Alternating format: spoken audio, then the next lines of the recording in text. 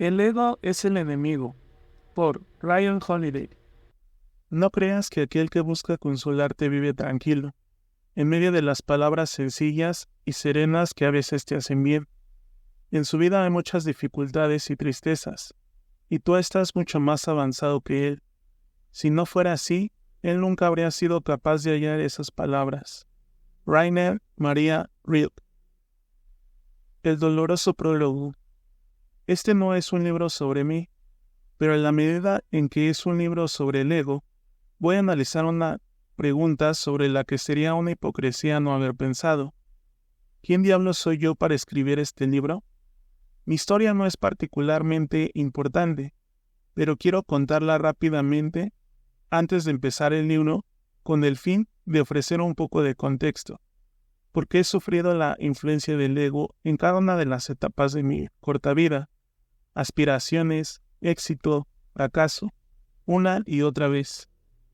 Cuando tenía 19 años, al sentir que tenía frente a mí oportunidades realmente asombrosas que cambiarían mi vida, abandoné la universidad.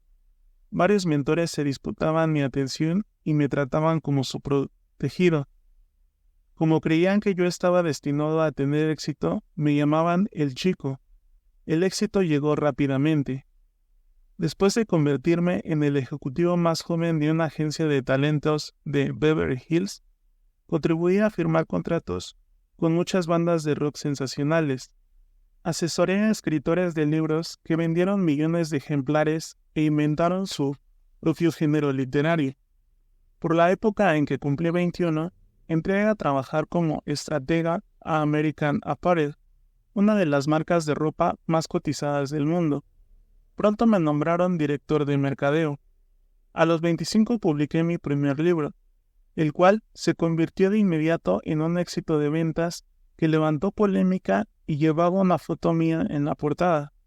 Un estudio me propuso comprarme los derechos para crear un programa de televisión sobre mi vida. En los años que siguieron, acumulé muchas de las trampas del éxito: influencia, una tribuna desde la cual expresar mis opiniones, prensa, recursos, dinero, incluso cierta mala reputación. Más tarde construí una exitosa compañía sobre la base de esos logros, en la cual trabajaba con clientes muy conocidos y bien pagados, y hacía un trabajo que permitía que me invitaran a dictar conferencias y a participar en eventos sofisticados. Con el éxito llegó la tentación de echarme un cuento, para suavizar los detalles feos y matizar las cosas, para eliminar los golpes de suerte y darle a todo un toque mitológico. Tú sabes, cuentos apasionantes de una lucha hercúlea por alcanzar la grandeza a pesar de todo, pobreza, unos padres que renegaron de mí, el sufrimiento que tuve que soportar debido a mis ambiciones. Todo eso es el tipo de historia en la cual, con el tiempo, el talento se convierte en la identidad y los logros representan el propio valor como persona. Pero una historia de este tipo nunca es sincera ni sirve de ayuda. En el proceso de hacer el recuento, he dejado mucho fuera. Omití por conveniencia todas las tensiones y las tentaciones, las caídas vertiginosas y los errores. Todos quedaron en la sala de edición para hacer más atractiva la película. Son los momentos que preferiría no mencionar. El destripamiento público por parte de alguien que yo admiraba y que me afectó tanto en su momento que terminé en una sala de urgencias. El día que perdí la paciencia, entré a la oficina de mi jefe y le dije que ya no aguantaba más y que regresaba a la universidad, lo que de verdad hice. La sensación tan efímera de ser un escritor de bestsellers y lo poco que duró, una semana. La firma de libros en la que una persona me puso en ridículo y la compañía que fundé quebró y que tuve que reconstruir 2 veces. Esos son solo algunos momentos de los que prescindí. Este panorama más completo es solo una fracción de una vida, pero al menos toca más puntos importantes, al menos los que son importantes para este libro: la ambición, los logros y la adversidad. No creo en las epifanías. No creo que haya un único momento capaz de cambiar a una persona. Son muchos momentos. Durante un periodo de más o menos 6 meses en el 2014, fue como si esos momentos se sucedieran uno tras otro. American Apparel, donde hice gran parte de mi mejor labor profesional, se debatía en bancarrota, con cientos de millones en deudas, y se había convertido en una sombra de lo que había sido. Su fundador, a quien admiré profundamente cuando yo era joven, fue despedido sin pena ni gloria por la junta directiva que él mismo había nombrado y estaba durmiendo en el sofá de un amigo. La agencia de talentos donde me formé profesionalmente estaba en un estado similar, demandada por clientes a quienes les debía un montón de dinero. Otro de mis mentores, que al parecer también revelaba su verdadera esencia, llevándose con él nuestra relación. Esta era la gente en torno a la cual yo había construido mi vida, la gente a la que admiraba y con la que me había formado. Su estabilidad financiera, emocional y psicológica no era solo algo que yo era por sentado, era definitiva para mi existencia y amor propio. Sin embargo, ahí estaban, estallando frente a mí uno tras otro. Todo parecía un caos, o por lo menos así se sentía. Pasar de querer ser como alguien durante toda tu vida a darte cuenta de que nunca quisieras ser como él es un golpe para el que uno no se puede preparar. Yo tampoco estaba exento de ese proceso de disolución. Justo cuando podía darme el lujo de atenderlos, varios problemas de los que había hecho caso omiso en la vida empezaron a llamar a mi puerta. A pesar de mis éxitos, me encontré de regreso en la ciudad en la que empecé, estresado y sobrecargado de trabajo. Luego de haber entregado gran parte de la libertad que tanto me había costado conseguir solo porque no era capaz de decirle no al dinero y a la emoción de una buena crisis, me sentía tan herido que la más mínima molestia despertaba en mí una rabia ahogada e inconsolable. El trabajo que siempre me había resultado tan fácil se volvió un esfuerzo gigante. La fe en mí mismo y en los demás se desplomó, también mi calidad de vida. Recuerdo haber llegado a mi casa después de semanas de viaje y tener un intenso ataque de pánico porque el Wi-Fi no estaba funcionando. Si no envío estos correos, si no envío estos correos, si no envío estos correos. Uno piensa que está haciendo lo que se supone que debe hacer. La sociedad nos recompensa por eso. Luego, ve cómo su futura esposa se marcha porque uno ya no es la persona que acostumbraba a ser. ¿Cómo pudo pasar algo así?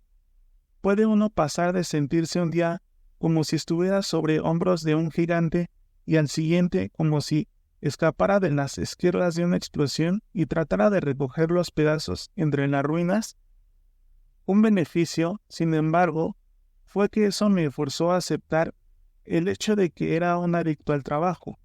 Pero no era solo que trabajara demasiado y necesitara relajarme un poco, sino que si no buscaba una terapia para librarme de la adicción, iba a terminar muerto prematuramente. Me di cuenta de que la misma fuerza y compulsión que me habían vuelto tan exitoso desde tan temprano tenía un precio, de la misma manera como les había ocurrido a otros. No era tanto la cantidad de trabajo que hacía, sino la importancia tan descomunal que éste había adquirido en la percepción de mí mismo.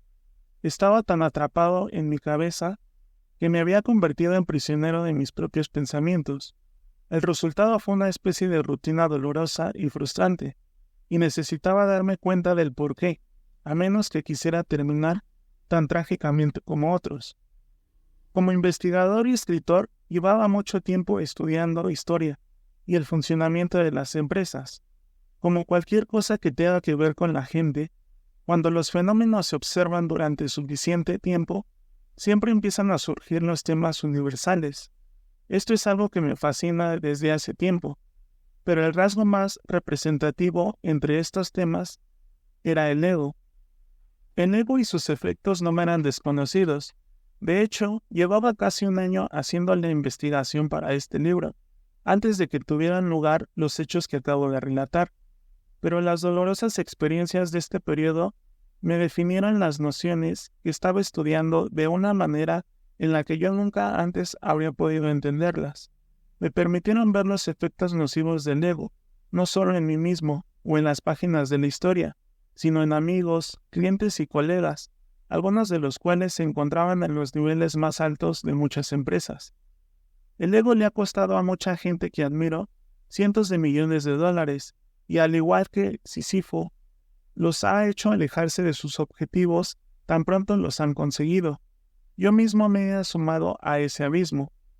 Pocos meses después de mi propia revelación, me hice tatuar en el antebrazo derecho la frase: el ego es el enemigo.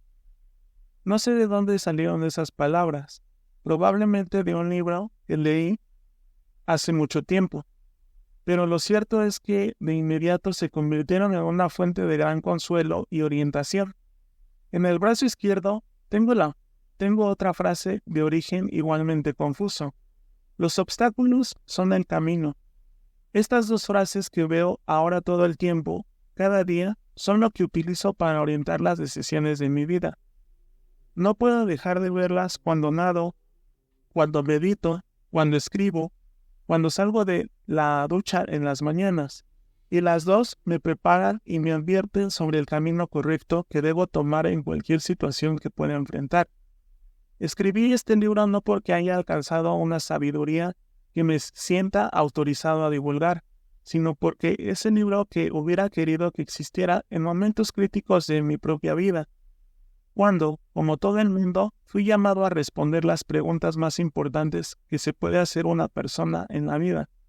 ¿Quién quiero ser y qué camino voy a tomar? Con excepción de esta nota, y debido a que he descubierto que estas preguntas son intemporales y universales, en este libro siempre he tratado de apoyarme en ejemplos históricos y en la filosofía, en lugar de hablar de mi propia vida. Aunque los libros de historia están llenos de relatos de genios obsesivos y visionarios que reconstruyeron el mundo a su imagen a punta de una fuerza casi racional, he encontrado que si uno sigue buscando, descubrirá que la historia también la hacen muchos individuos que luchan contra su ego a cada paso, que evitan aparecer en público y que poseen sus objetivos más altos por encima de su deseo de reconocimiento. Trabajar con esas historias y relatarlas ha sido mi método para aprenderlas y absorberlas. Al igual que en mis otros libros, este está profundamente influenciado por la filosofía estoica y los grandes pensadores clásicos. Me apoyo tanto en ellos a la hora de escribir como lo he hecho siempre a lo largo de la vida. Si hay algo en este libro que resulta de ayuda, será gracias a ellos y no a mí. El orador Demóstenes dijo una vez que la virtud empezaba con la comprensión y se completaba con el valor. Debemos comenzar por vernos a nosotros mismos y al mundo de una nueva forma. Luego debemos luchar por ser diferentes y por mantenernos así. Esa es la parte difícil.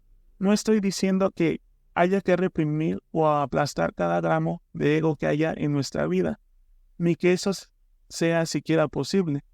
Estos son solo recordatorios, historias morales que buscan alentar nuestros mejores impulsos. En su famosa Ética, Aristóteles emplea la analogía de un trozo de madera torcido para describir la naturaleza humana. Con el fin de eliminar las torceduras, el carpintero experimentado aplica presión suave en la dirección opuesta y esencialmente mantiene el trozo de madera derecho. Desde luego, unos 200 años más tarde, Kant notó con sorna que el de la torcida materia de la humanidad nunca se hizo nada recto. Es posible que nunca seamos rectos, pero podemos esforzarnos por ser un poco más rectos. Siempre es agradable que nos hagan sentir especiales, o empoderados, o inspirados, pero ese no es el propósito de este libro.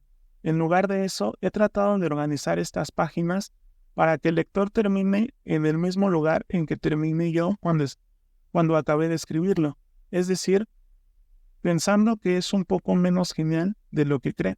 Ojalá termines menos convencido del cuento que te echas sobre tu propia importancia, y como resultado te liberes de lograr ese objetivo que cambiará el mundo y que te has propuesto alcanzar.